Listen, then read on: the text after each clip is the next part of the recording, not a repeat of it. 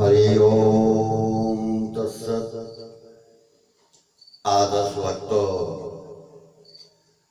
श्री हनुमान जी महाराज अपने मंत्रियों के साथ ऋष्यमुख पर्वत पर बैठे हुए सुग्रीव की दृष्टि पंपा सरोवर की ओर जाती है तो वह देखते हैं कि हाथ में धनुष बाण लिए हुए बड़े सुंदर विशाल बाहु महापराक्रमी दो वीर पुरुष इसी ओर आ रहे हैं। उन्होंने देखते हुए उन्हें जब देखा तो सुग्रीव भयभीत होकर हनुमान जी से कहते हैं कि हे हनुमान, तुम जाकर इनकी परीक्षा करो, ये बाली के भेजे हुए हों तो मुझे संकेत कर देना, जिससे मैं इस पर्वत को छोड़कर यहाँ से भाग जाऊंगा। सुग्रीव की आज्ञा पाकर हनुमान जी महाराज ब्रह्मचारी का रूप धारण कर वहाँ जाते हैं और श्री रामचंद्र जी को प्रणाम करके उनसे प्रश्न करते हैं। मानस रामायण में श्री तुलसीदास जी ने उनके प्रश्न का इस प्रकार वर्णन किया है। को तुम श्यामल गौरव शरीरा, क्षत्रिय रूप फिरऊ बन वीरा, कठिन भूमि कोमल पदगामी, कबन हेतु बिच रघुवन स्वामी, कि तुम तीन देव महको, नर नारायण की तुम दो, जग कारण तारण भवो, भंजन धरणी भार, कि तुम अखिल भुवन पति, लीन मनुज अवतार। आध्यात्म रामायण में भी लगभग ऐसा ही सुंदर वर्णन मिलता है। इसके अतिरिक्त वहां श्री रामचंद्र जी भाई लक्ष्मण जी से हनुमान जी की विद्युता की सराहना करते हुए कहते हैं कि लक्ष्मण देखो, यह व्यक्ति ब्रह्मचारी वेश में कैसा सुंदर भाषण करता है, कितना सुंदर बोलता है। अवश्य ही इसने संपूर्ण शब्द शास्त्र का बहुत प्रकार से अध्ययन किया है। इसने इतनी बातें कही किंतु इसके बोलने में कहीं कोई भी अशुद्धि नहीं। वाल्मीकि रामायण में तो श्री राम जी यहाँ तक कह गए कि इसने अवश्य ही सब वेदों का अध्ययन किया है, नहीं तो इस प्रकार का भाषण कैसे कर सकता है। इसके सिवा और भी बहुत प्रकार से हनुमान जी के वचनों की सराहना करते हुए वे अंत में कहते हैं कि जिस राजा के पास ऐसे बुद्धिमान दूत हों, उसके समस्त कार्य दूत की बातचीत से ही सिद्ध हो जाते हैं। रामचरितमानस में आगे का वर्णन बड़ा ही प्रेम पूर्ण है। भगवान श्री रामचंद्र जी अपना समस्त परिचय देकर श्री हनुमान जी से पूछते हैं कि हे ब्राह्मण, बताइए आप कौन हैं। यह सुनते ही हनुमान जी श्री रामचंद्र जी को भली भांति पहचान कर तुरंत ही उनके चरणों में गिर जाते हैं। उनका शरीर पुलकित हो जाता है, मुख से शब्द नहीं निकलते, टकटकी लगाकर रूप माधुरी और विचित्र वेश का ही दर्शन करते रहते हैं। कैसा अलौकिक प्रेम है। फिर धैर्य धारण करके हनुमान जी भगवान से कहते हैं, मोर न्याऊ में पूछा साईं, तुम पूछो कसो नर की नाई। एक में मंद मोवसो, कुटिल हृदय ज्ञान। पुण्य प्रभु मोहि विसारे हो, दीन बंधु भगवान। यद्यपि नाथि बहु अवगुण मोरे, से बक प्रभु ही परे जनि भोरे। कितना प्रेम और दैन्य भाव है। इसके बाद विनय पूर्वक सुग्रीव की उपस्थिति बतलाकर दोनों भाइयों को अपनी पीठ पर बिठाकर सुग्रीव के पास ले जाते हैं। वहां दोनों ओर की सब बातें सुनाकर अग्निदेव की साक्षी में श्री राम और सुग्रीव की मित्रता करा देते हैं। बाली का वध करके भगवान श्री राम भाई लक्ष्मण के सहित प्रवर्षण पर्वत पर निवास करते हैं। वर्षा ऋतु का समय बीत जाता है। उधर सुग्रीव राज्य ऐश्वर्य और स्त्री आदि के मिल जाने से भोगों में फंसकर भगवान के कार्य को भूल जाते हैं। यह देखकर श्री हनुमान जी राजनीति के अनुसार सुग्रीव को भगवान के कार्य की स्मृति दिलाते हैं और उनकी आज्ञा लेकर वानरों को बुलाने के लिए देश देशांतर में दूत भेजते हैं। कैसी अद्वितीय बुद्धिमानी है।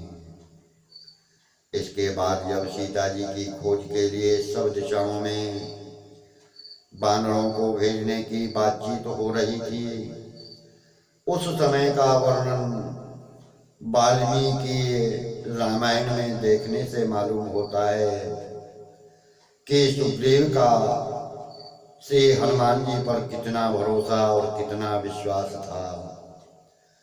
तब भगवान श्री राम को भी उनकी कार्य कुशलता पर कितना विश्वास था। वहां श्री राम के सामने ही सुग्रीव हनुमान से कहते हैं, न भूमौ नान्तरिक्षे वा नाम्बरे नामरालये, नाप्सो वा गतिं भंगम ते पश्यामि हरिपुंगव। शासुराः सह गंधर्वा शनाग नरदेवता, विदिताः सर्वलोकास्ते सा ससागर धरा धरा। गतिर्वेगस्य तेजश्च लाब्धं च महाकपे, पितुस्ते सदृशं वीर मारुतस्य महोजसा।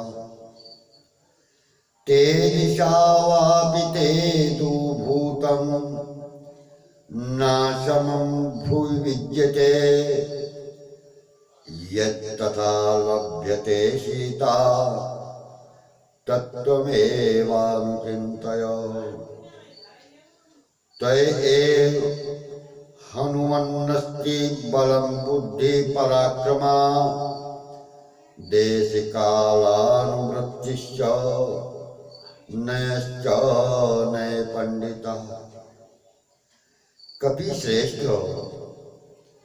तुम्हारी गति का अवरोध यानी रुकाव न पृथ्वी में है, न अंतरिक्ष में है, न आकाश में है, न देवलोक में है, अथवा जल में भी।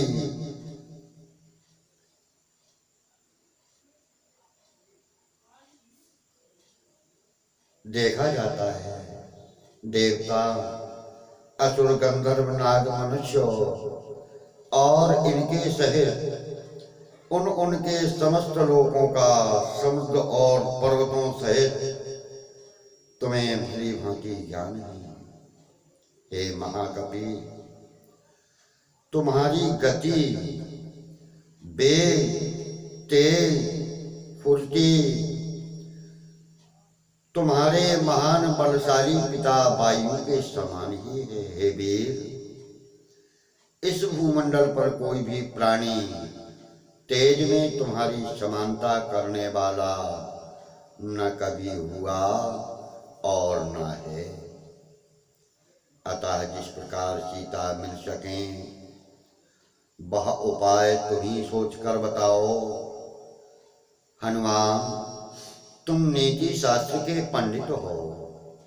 बल, बुद्धि, पराक्रम, देश काल का अनुसरण और नीतिपूर्ण बर्ताव, ये सब एक साथ तुम्हारे अंदर पाए जाते हैं। इस प्रकार सुग्रीव की बातें पूरी सुनकर भगवान श्री राम हनुमान जी की ओर देखकर अपना कार्य सिद्ध हुआ समझने लगे। उन्होंने मन ही मन अत्यंत प्रसन्न होकर अपने नाम के अक्षरों से युक्त एक अंगूठी श्री हनुमान जी के हाथ में देकर कहा, अनेनित्वाम हरि श्रेष्ठ चिन्नेन जनकात्मजा मत्सकाशादनुप्राप्त मनुद्विग्नानुपश्यति व्यवसायश्च ते वीरा सत्ययुक्तश्च विक्रमा सुग्रीवस्य च संदेशा सिद्धिं गच्छतीव मे। हे कपि श्रेष्ठ, इस चिन्ह के द्वारा जनक नंदिनी सीता को यह विश्वास हो जाएगा कि तुम मेरे पास से ही गए हो। तब वह निर्भय होकर तुम्हारी ओर देख सकेंगे। हे वीरवर, तुम्हारा उद्योग, धैर्य, पराक्रम तथा सुग्रीव का संदेश मुझे इस बात की सूचना दे रहे हैं कि तुम्हारे द्वारा इस कार्य की सिद्धि अवश्य होगी। आध्यात्म रामायण में भी प्रायः इसी प्रकार श्री राम ने हनुमान जी के गुणों की प्रशंसा की है। वहां पर सहदानी के रूप में अपनी मुद्रिका देकर भगवान श्री राम हनुमान जी महाराज से कहते हैं, अस्मिन् कार्ये प्रमाणमिहि तयमेव कपि सत्तम जानामि सत्वं ते सर्वं गच्छ पंथाः सुवस्तव। हे कपि श्रेष्ठ, इस कार्य में केवल तुम ही समर्थ हो। मैं तुम्हारा समस्त पराक्रम भली भांति जानता हूँ।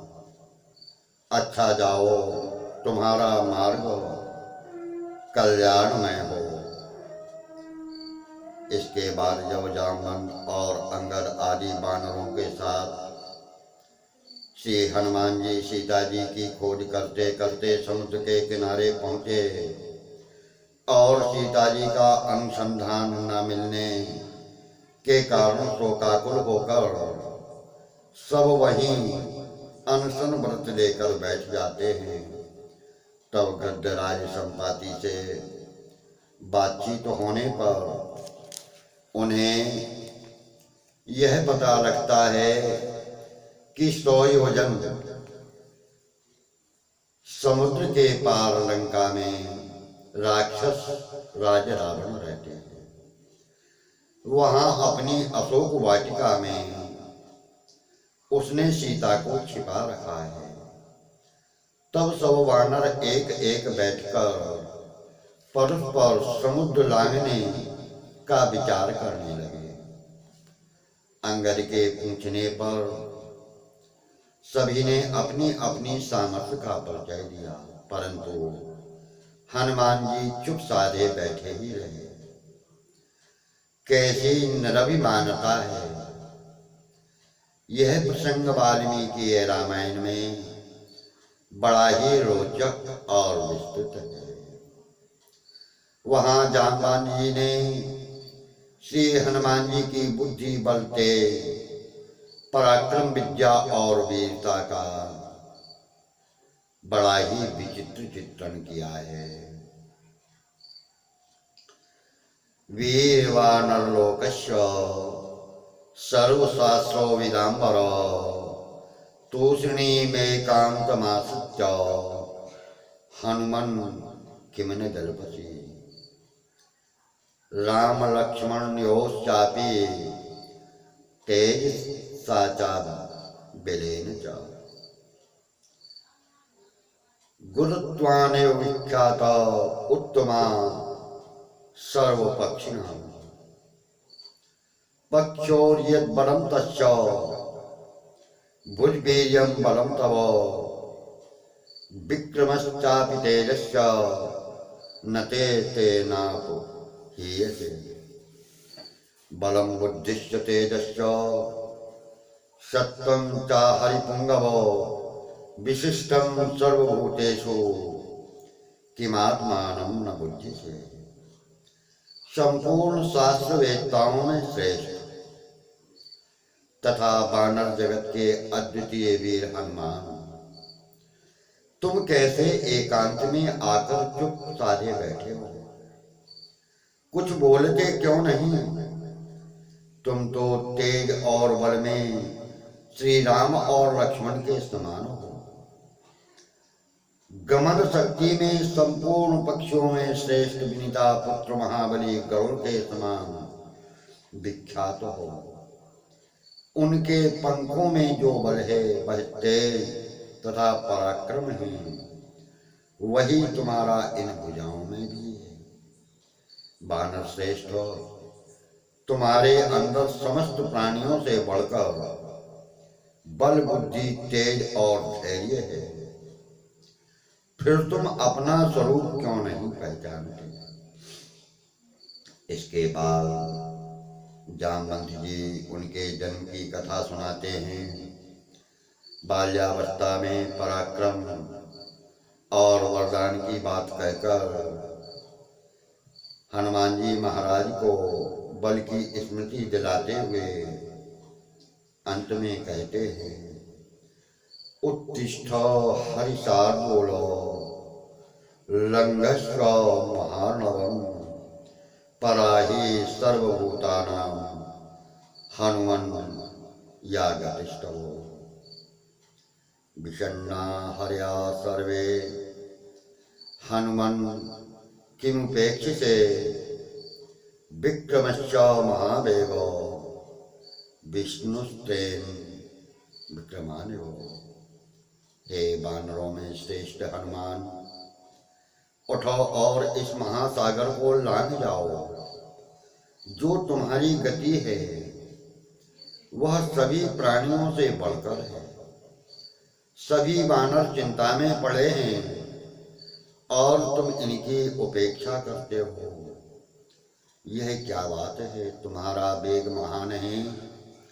जैसे भगवान विष्णु पृथ्वी को नापने के लिए 3 डगें भरी थीं उसी प्रकार तुम छलांग मारकर समुद्र को उस पार हो जाओ। इतना सुनते ही हनुमान जी तुरंत ही समुद्र लांघने के लिए अपना शरीर का विस्तार करने लगे, शरीर को बढ़ाने लगे। रामचरितमानस में भी इसी आशय का वर्णन है। यहाँ अंगद को धैर्य देने के बाद जामवंत हनुमान जी से कहते हैं, कह इच्छिपति सुनो हनुमाना, कातु साधि रयो बलवाना, पवन तनय बन बल पवन समाना, बुद्धि विवेक ज्ञान निधाना, कवन सुकाज कठिन जग माही, जो नहीं हो तो तात तुम पाही, राम काज लगे तो अवतारा, सुनतहि भयउ पर्वताकारा, कनक वरण तन तेज विराजा, मानहु अपरो गिरिन कर राजा। आध्यात्म रामायण में भी प्रायः इसी तरह वर्णन है। इसके सिवा पर्वताकार रूप धारण करने के अनंतर वहां पर श्री हनुमान जी महाराज कहते हैं, लंघित्वा जलनिधिं कृत्वा लंकां च भस्मसात्, रावणं कुशलं हत्वा नैष्ये जनकनंदनीं, यद्वा वध्वा गले रज्ज्वा, रावणं वामपाणिना, लंकां सर्वतां हत्वा, रामस्याग्रे विपाक्ष्म्यम्, यद्वा दृष्टैव यास्यामि जानकीं सुलक्षणा। हे वानरों, मैं समुद्र को लांघकर लंका को भस्म कर डालूंगा, मैं रावण को कुल सहित मारकर जनक नंदिनी को ले आऊंगा, अथवा कहो तो रावण के गले में रस्सी डालकर लंका को त्रिकूट पर्वत सहित बाएं हाथ पर उठाकर भगवान श्री राम के आगे लाकर रख दूं, या सुलक्षणा श्री जानकी जी को देखकर ही राम जी के पास चला जाऊं। कितना आत्मबल है। इस पर जामवंत जी ने कहा कि वीर, तुम्हारा मंगल हो, तुम केवल शुभ लक्षण श्री जानकी जी को जीती जागती देखकर ही वापस आना। समुद्र को लांघने के लिए तैयार होकर अपने वानरों से जो वचन कहे हैं, उनसे यह पता चलता है कि आपका श्री राम नाम पर बड़ा ही दृढ़ मजबूत विश्वास था। आप भगवान श्री राम के गुण प्रभाव और तत्व को भली भांति जानते थे, तथा श्री राम ने आपका अविचल यानी जो चलायमान न हो ऐसा प्रेम था। आध्यात्म रामायण में यह प्रसंग इस प्रकार है। पश्यन्तु वानराः सर्वे गच्छन्तं मां विहाय सा अमोघं राम निर्मुक्तं महाबाणो मिवार्किला। पश्याम्यद्यैव रामस्य पत्नीं जनकनन्दिनीं कृतार्थोऽहं पुनः पश्यामि राघवम्। प्राणप्रयाण समये यस्य नाम सकृत् स्मरन् नरस्तीर्त्वा भवाम्भोधिम् अपारं याति तत्पदम्। किं पुनस्तस्य दूतोऽहं तदङ्गाङ्गुलिमुद्रिका तमेव हृदये धृत्वा लङ्घ्याम्यपवारिधिम्। समस्त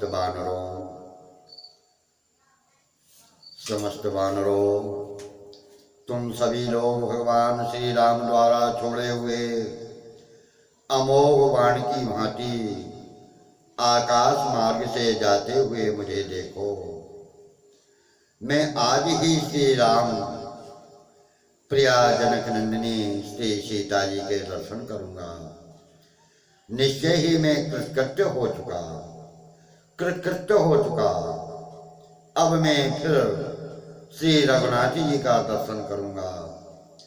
प्राण निकलने के समय जिनके नाम का एक बार स्मरण करने से ही मनुष्य अपार संसार सागर को पार कर उनके परम धाम को चले जाते हैं, वही भगवान श्री राम का तो उनके हाथ की मुद्रिका लिए हुए हृदय में उन्हीं का ध्यान करता हुआ यदि मैं इस छोटे से समुद्र को लांघ जाऊं तो इसमें कौन सी बड़ी बात है।